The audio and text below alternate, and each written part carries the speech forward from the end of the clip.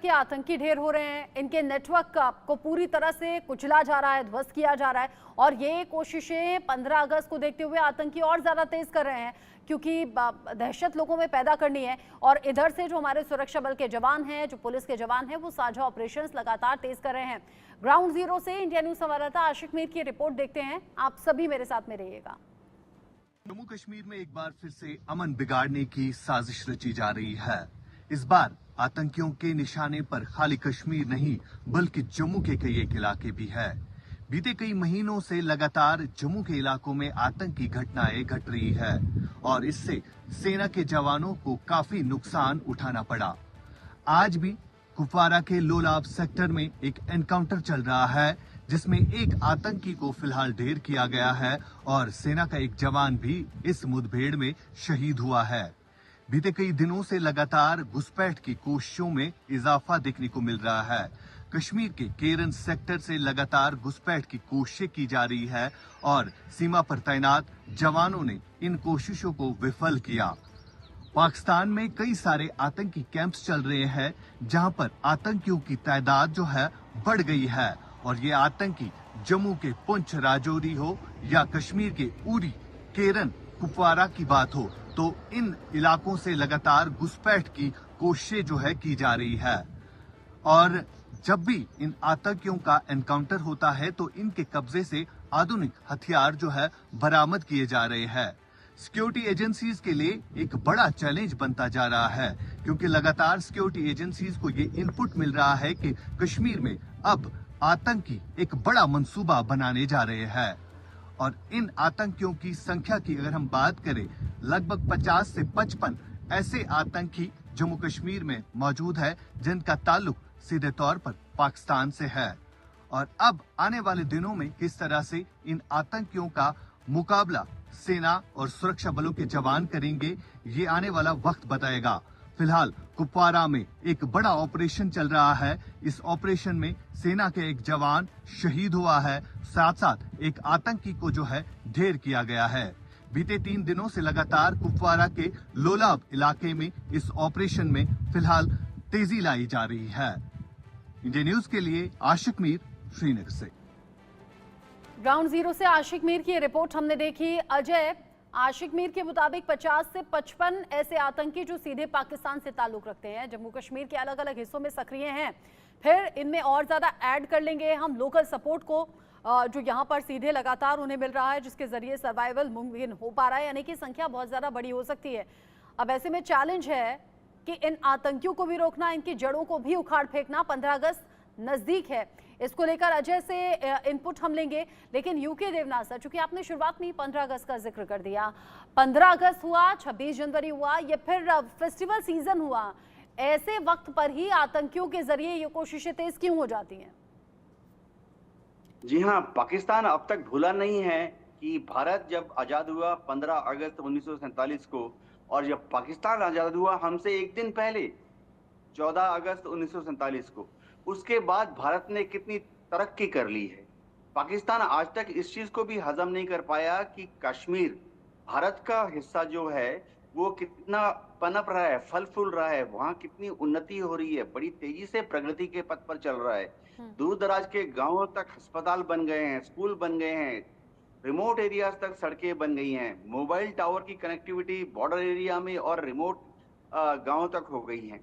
पाकिस्तान का एक ही मंसूबा है कि किसी ना किसी तरह से पाकिस्तान से टेररिस्ट को इंडिया में भेजे, ताकि वो आकर 100 में से एक कश्मीरी जो है, 100 में से 99 कश्मीर के लोग जो हैं वो भारत के साथ खुश हैं, भारत के साथ रहना चाहते हैं। लेकिन 100 में से एक कश्मीर का युवा जो है वो थोड़ा भ्रमित हो जाता है, गुमराह हो जाता है, और कई बार शायद पैसे की लालच में भी इन पाकिस्तानी टेररिस्ट को मदद कर देता है।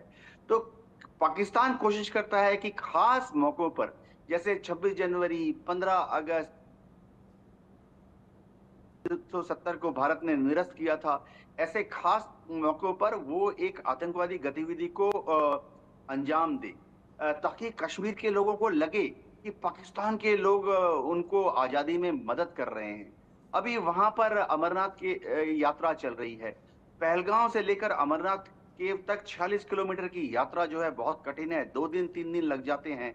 तो और बाल्टाल, उत्तर कश्मीर में बाल्टाल से लेके अमरनाथ केव तक का जो रूट है 15 किलोमीटर का रूट है। सिक्योरिटी फोर्सेस ने पूरे एरिया को कवर करना पड़ता है। तो पाकिस्तान का एम है कि अगर अमरनाथ यात्रा के दौरान कोई टेररिस्ट एक्टिविटी वहां अंजाम कर दें तो शायद बाकी पूरे हिंदुस्तान में भी लोग नाराज हो जाएंगे, क्योंकि वो एक धार्मिक भावना आ जाती है और शायद सड़कों पर उतरकर तोड़फोड़ करेंगे। तो पाकिस्तान चाहता है कि किसी तरह से अमरनाथ यात्रा में भी विघ्न डाल दी जाए, ताकि पूरे हिंदुस्तान कुल में मिलाकर अगर खलबली- कहें तो सीमा पार दुश्मन देश, पड़ोसी देश पाकिस्तान को हिंदुस्तान की खुशी गवारा नहीं होती। यहाँ कश्मीर में जो हालात बदले, घाटी जहाँ सुकून की हवा चलने लगी मेजर शाह, जहाँ पर अनुच्छेद 370 के हटने के बाद बहुत से कश्मीर बड़े घाटी बदलाव में हुए हैं। अगर आज की तारीख में कोई भी जाए, इंटरनेशनल ऑब्जर्वर्स को भी भारत सरकार ने इनवाइट किया है कि विदेशों से उनके चुने हुए प्रतिनिधि आए, अरब देशों से, मुस्लिम देशों से भी उन हाँ, यूके देवनाथ सर, यही वो चीजें हैं जो कि नागवार गुजरती हैं पाकिस्तान को। मेजर शाह, पाकिस्तान को मिर्ची लगती है यहाँ भारत के कश्मीर को देखकर, यहाँ की अमन चैन सुकून को देखकर। युवाओं को बरगलाया नहीं जा सकता, अब पत्थरबाजी की घटनाएं नहीं होती। युवा सेना में भर्ती की तैयारी करते हैं, सरकारी नौकरी की तैयारी करते हैं, हाथ में हथियार पत्थर नहीं बल्कि कलम होता है। महिलाएं और बच्चियां भी आगे बढ़ रही हैं और ये पॉजिटिवली सब कुछ हो रहा है। और उधर पाकिस्तान अधिकृत कश्मीर यानी कि पीओके के हालात किसी से छिपे नहीं, सड़कों पर लोग आ जाते हैं, आज़ादी की मांग करते हैं। और साथ ही साथ हिंदुस्तान जब अब 15 अगस्त की तैयारी कर रहा है, जब जब फेस्टिवल्स होते हैं, इन लोगों में बड़ी खुशी होती है। यानी भारत की खुशी, भारत की बरकत पाकिस्तान को बर्दाश्त नहीं होती और वो सिर्फ इसी मौके में रहता है कि कैसे नुकसान कर दिया जाए। बिल्कुल, आपने बिल्कुल सही फरमाया, कैसे नुकसान कर दिया जाए। मैं आपको बताता हूँ, उन्होंने एक और उनका नुकसान आपके सामने लेके आता हूँ। हालांकि दुनिया को आपको पता होगा, आज क्योंकि 25 साल होने वाले हैं कारगिल युद्ध के, हो गए हैं, हम सेलिब्रेट कर रहे हैं। अब आप देखिए, दो तुलना देखिए। एक पाकिस्तान की आर्मी की तरफ से मेजर शेर आया हुआ था, हमारी तरफ घुसपैठी की उसने और लड़ाई करी। हमारे एक ब्रिगेडियर MPS बाजवा साहब थे, उन्होंने देखा कि ये पाकिस्तानी फौजी, ये मेजर साहब बहादुरी से लड़ रहा है।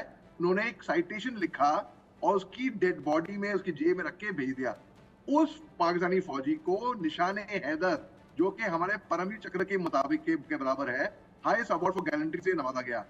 यहीं पे ही हमारे फौजी लेफ्टिनेंट सौरभ कालिया साहब, जब पाकिस्तानियों ने उनको पकड़ लिया था, उनकी बॉडी को टुकड़े टुकड़े करके एक बैग में उनको भेजा। अब आप यहीं पे तुलना लगा दीजिए, देखिए हमने तो उनके फौजी को एक फौजी की तरह सम्मान दिलाया, उनकी बॉडियों को दफनाया भी पूरे मिलिट्री ऑनर्स के साथ, वापस भी किया उनके शव को।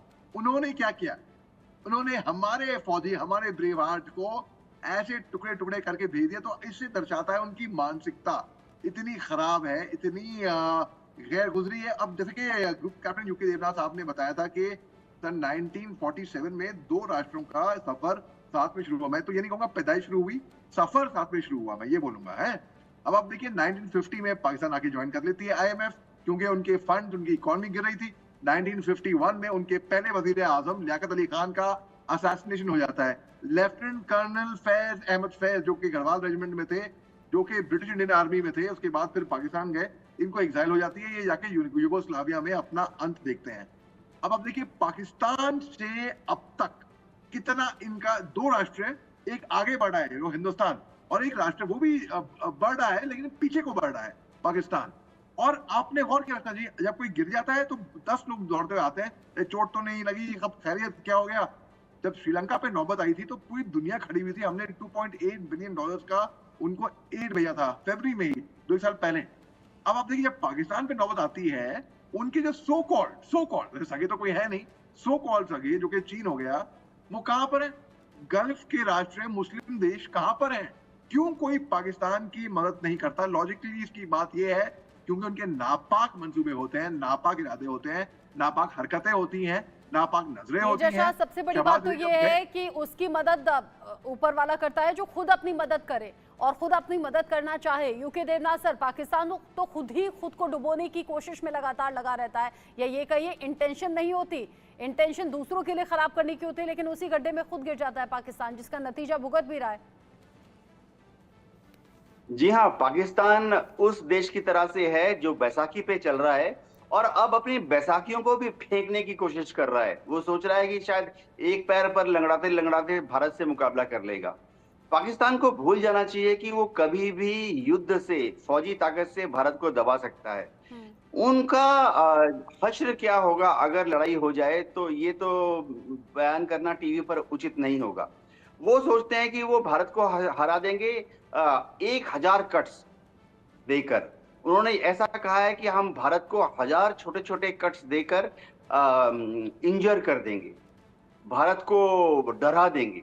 ऐसा कैसे होगा? भारत एक बहुत महान देश है। हमारे यहाँ पर 140 करोड़ अवाम है जो कि भारत माता के लिए अपनी जान तक देने के लिए तैयार है। तो पाकिस्तान अगर सोचता है कि वो कश्मीर में खलबली पैदा करके भारत के कश्मीर को तोड़कर पाकिस्तान के साथ मिला लेगा, तो ये उसकी बहुत बड़ी भ्रमित, कंफ्यूज्ड स्टेट ऑफ माइंड है। पाकिस्तान को जग जाना चाहिए, भारत की तरफ दोस्ती का हाथ बढ़ाना चाहिए, बातचीत करनी चाहिए, जिसके लिए पहला कदम होगा कि वो पाकिस्तान से हिंदुस्तान में आतंकवाद को भेजना बंद करे। जी। जिस तरीके से सीमा पार से रह रहकर कोशिशें हो रही हैं, उन कोशिशों को नाकाम सुरक्षा बल के जवान कर रहे हैं। 15 अगस्त नजदीक है और अब यहीं से फेस्टिवल सीजन की शुरुआत भी हो जाएगी। मेजर शाह, यहाँ फेस्टिवल्स में लोग इकट्ठा होते हैं, मार्केट्स में बहुत ज़्यादा भीड़ होती है, या फिर अपने घर में इकट्ठा होते हैं, छुट्टियों पर जाते हैं, ट्रेन और बसेस में भी भीड़ होती है। ऐसे मौके की फिराक में ही तो होते हैं आतंकी, और आतंकियों को पनाह देने वाला पाकिस्तान भी। लेकिन जिस तरीके से यहाँ पर कोशिशें नाकाम हो रही हैं, जैसे इससे पहले भी हमने कहा 8 जुलाई के जो आतंकी हमला है उसका बदला इस तौर पर लिया गया है कि जितने मददगार हैं, जो समर्थक हैं, उन सभी को धर दबोचा गया है। इसका मतलब यह है कि यहाँ से कुछ लिंक, कुछ तार ऐसे जुड़े हुए निकलकर सामने आ सकते हैं जो आगे आने वाली नाकाम साजिशों का पर्दाफाश कर दें। आपने दुरुस्त फरमाया रत्ना जी, और जैसे आपने पहले भी दुरुस्त फरमाया था कि भगवान भी उसकी मदद करता है जो अपनी खुद की मदद करते हैं। तो देखें कि 15 अगस्त सामने आ रहा है, जल्दी आ रहा है, त्योहारों का फेस्टिवल्स आ रहे हैं, तो सिक्योरिटी बढ़ा दी गई है और बढ़ेगी भी। लेकिन मेरी गुजारिश है आपके माध्यम से हमारे देश के सारे नागरिकों को भी कि रक्षा एजेंसी तो अपना काम करेंगी। आप भी अच्छे नागरिक होके अपनी सुरक्षा खुद देखो। एक तरीके से आपको कहीं पे भी शक होता है, आप फौरन रिपोर्ट करिए। किसी भी लावारिस वस्तु को हाथ मत लगाइए।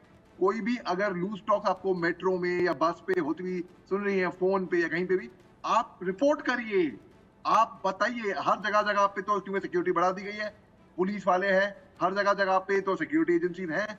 आप 100 नंबर तो 102 नंबर तो हर एक के पास में है। आप रिपोर्ट करिए, अच्छे नागरिक होने का फर्ज अदा करिए। यही नहीं कि केवल हम तो बस मस्त रहेंगे मेट्रो में, ये सुरक्षा एजेंसी है अपनी जान की बाजी लगा देंगी हमारे लिए ना। वो तो लगाएंगी। आप उनके लिए क्या कर रहे हो, आप खुद के लिए क्या कर रहे हो? तो मेरी गुजारिश है कि क्योंकि 15 अगस्त आ रहा है, सावधान रहे, सतर्क रहे और होशियार रहे। ठीक है major Shah, U K Devnath sir, बहुत शुक्रिया आप दोनों का मेरे साथ में जुड़ने के लिए। जम्मू कश्मीर में अभी 50 से 55 आतंकी ऐसे हैं जो सक्रिय बताए जा रहे हैं, लेकिन सुरक्षा बल, पुलिस के जवान साझा ऑपरेशंस में इन सभी के खात्मे के लिए और इनके लिंक खंगालने की कोशिश में जुटे हुए हैं। कई ऑपरेशंस अंजाम दिए जा चुके हैं, कई ऑपरेशंस अभी भी जारी हैं। आगे जो अपडेट होगा पहुंचाएंगे आप तक। एक छोटा सा ब्रेक ले रहे हैं।